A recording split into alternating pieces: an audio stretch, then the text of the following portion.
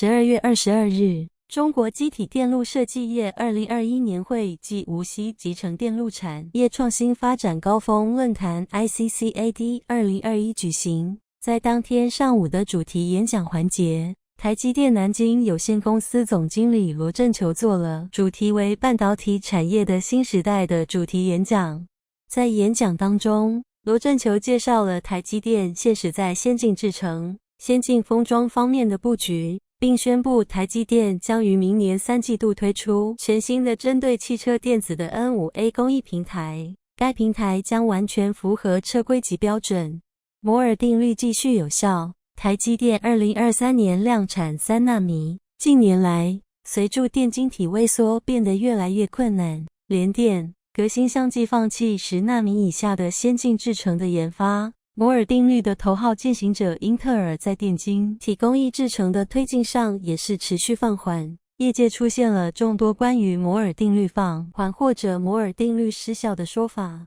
对此，罗振球表示，虽然有很多人说摩尔定律在减速或者是在逐渐消失，可是事实上，台积电正在用我们的工艺证明了摩尔定律仍在持续在往前推进。台积电的7纳米是在2018年推出的，5纳米是在2020年推出的，我们在2022年会如期推出3纳米的工艺，而且我们2纳米的工艺也在顺利研发。众所周知，对于工艺制程来说，主要是看3个方面的名额、效能、功耗和面积。从上图当中的数位，我们可以看到，台积电从7纳米到5纳米再到3纳米，组织面积里面的电晶体数相比上一代都是会增长 1.7 到 1.8 倍，效能部分每代都会提升高超过 10%， 功耗的部分也和过去一样，同样效能情况下，功耗可以降低 20%。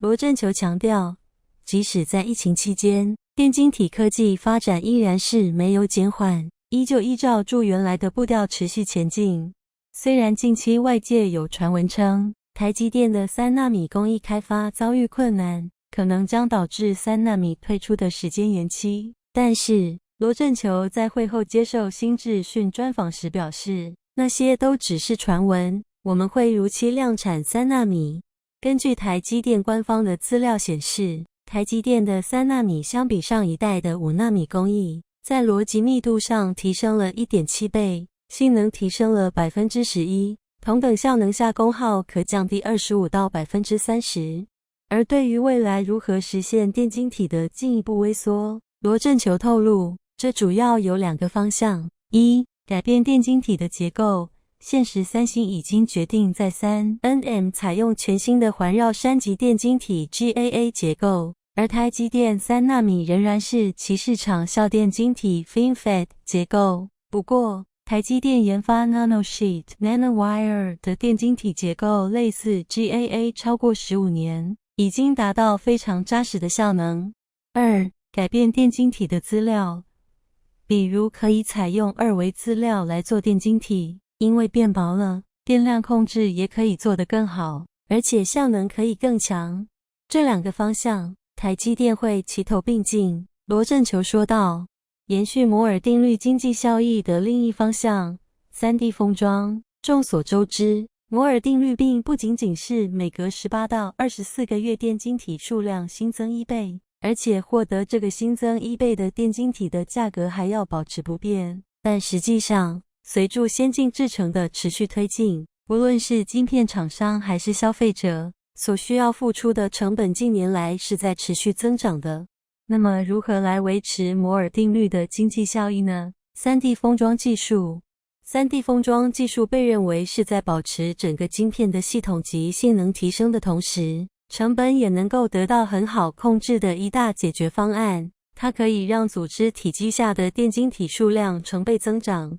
且仅部分电晶体可能需要采用先进的工艺。罗振球表示，在 3D 封装方面，台积电已经布局了超过10年，现时台积电已将先进封装相关科技综合为 3D FABRIC 平台，针对前段的综合晶片系统 SoIC， 针对后段封装的综合型扇出 Info 以及 CalWOS 系列家族。如果在一些晶片公司的发布会上，看到它的封装面积大于20mm 20毫米，那么它大概率采用的是 2.5D 封装或者 3D 封装技术做出来的。未来大家会持续看到更多采用台积电 3D 封装技术的产品，不仅面积更小，效能也更强。罗振球说道。集成电路科技发展趋势。对于集成电路科技的发展趋势，罗振球认为将会有3大方向：一、晶圆制造的电晶体继续萎缩；二、3D 集成，就是把很多晶片堆叠起来，做一个立体式的晶圆结构；三、软件与硬体协同化设计。当客户在定义一个产品的时候，就让硬体跟软件研发人员一起思考这个问题。在做晶片设计的时候，将其切割成一个一个的区块 chiplet 芯粒，然后把各个区块的规格定义出来，看哪一个区块用什么工艺最合适，这样就可以高效地使用 3D 封装技术来以较低的成本实现符合预期的效能和功耗。罗振球透露，现时台积电最新推出的晶片，单颗已经超过500亿个电晶体。如果看系统层面的 3D IC，现时已经推出的最多的是拥有超过3000亿个电晶体，这是台积电现时已经做到的，未来还会持续推进。电晶体制造的5大核心，在罗振球看来，电晶体科技有5大个核心的注重点：一是效能是否能够继续提升，速度是不是能更快；二是功耗能不能继续降低，更省电，特别是在可穿戴领域尤为重要；三是晶片面积能不能继续变小；四是能不能提供一个完整、全面的工艺平台，从而能够做出一个完整而高效的产品；五是产品的质量要非常稳定，做出来的产品才安全可靠。比如，手机里面除了有主晶片之外，还有射频晶片、电源管理晶片、图像感测器等等，还包括很多类比晶片、射频晶片、嵌入式存储晶片，同时还要做人机交互界面的科技、光学科技、视觉技术、声学科技、移动追迹科技、生物资讯识别技术。只有将这些晶片和科技集合在一起，才能做出一个有用的产品。所以完整、全面的工艺平台对我们非常重要，不仅是数位晶片多少纳米制成，还要看类比、射频、嵌入式存储等方面的工艺。我觉得各个平台的工艺要齐头并进，才能做出有效而好用的产品。罗振球进一步解释道，最先进的汽车晶片工艺平台 N5A， 根据台湾媒体的报道资料显示，全球车用微控制器 MCU 市场近90%集中在全球顶尖的6大 IDM 厂商，其中外包生产的 60% 至 70% 的车用 MCU 由台积电代工。因此，去年年底爆发车用晶片紧缺问题之后，今年年初，美国、欧盟等政府纷纷与台积电沟通，希望能够保障汽车晶片供应。随后，台积电也开始积极的增产车用 MCU。此前台积电公布的资料显示，今年台积电的车用 MCU 的产量将较去年将提升 60%。需要指出的是，相对于其他消费类的晶片量级来说，车用电晶体现时的市场规模还是相对比较小的，而且大部分主要被头部的 IDM 厂商所占据。所以台积电等代工厂拿到的车用晶片代工订单金额也是相对有限的。根据资料显示，2020年全球车用电晶体的总产值为374亿美元，其中台积电所贡献的营收仅占全球车用电晶体 4.07%。但是，随着汽车电动化、网联化、智能化，汽车对于电晶体需求呈现爆炸式增长态势。为此，台积电也开始加大了在汽车电子领域的布局。在会后采访环节，罗振球也向新智讯表示，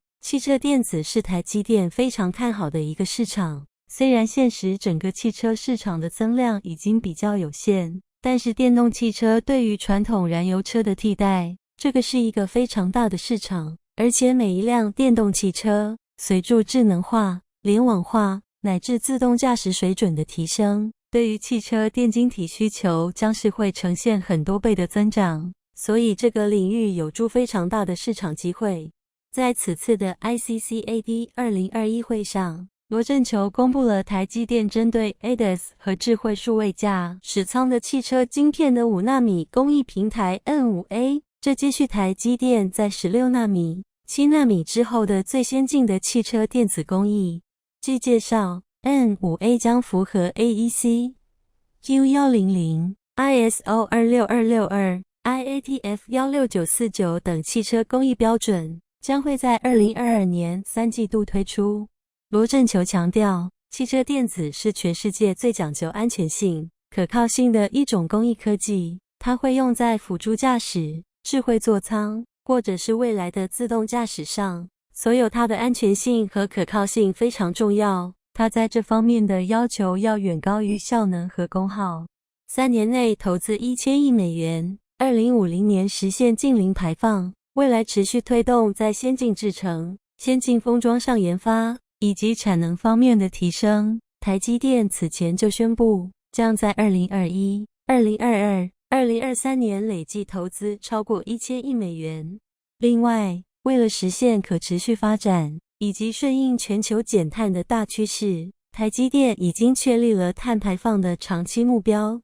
即在2025年实现碳排放量零增长，到2030年碳排放量降至2020年的水准，到2050年实现净零排放。节能减排这个是没有办法妥协的，这个是全人类的事情，我们一定会用最大的力量去节能减排。因为电晶体制造是高能耗的产业，我们会致力于节能减排减费，让这个行业继续的发展，不会影响地球环境。